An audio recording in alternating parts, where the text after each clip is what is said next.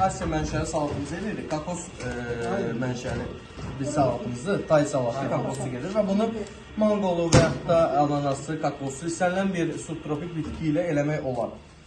Bunun tərkibinin, sosunun tərkibi bal, soya sosu və pul biber və limon suyundan ibarətdir.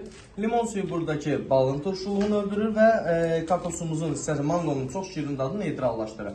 Kakoslu eləməyimizin səbəbi oldu ki, biz bu dərsimizdə meyvə tərkibli yeyilən bir şeyləri salatımızın içərisinə əlavə eləyib, mango tərkibli yeyilən bir şeyləri salatın içərisinə əlavə eləyib işlətməyimizdən geliyor.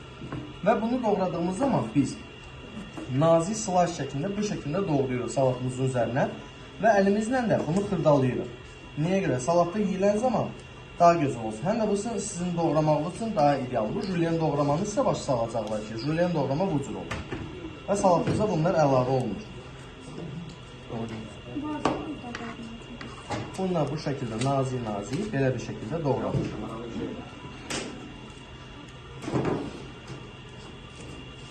Bu zəhmətimize bunu sən doğra. Sən də boş götürürsən. Hə? Sən də bunu doğra. Elini gördünüz mü doğradın? Onu gələcək. Çıxardığınız orada sonrasını təmiz edirsiniz, zəhmət olmasa. Onu verəcək. Doğrusu kubik qoyursunuz qaynamağa. Suyuna duz vurursunuz zəhmət olmasa.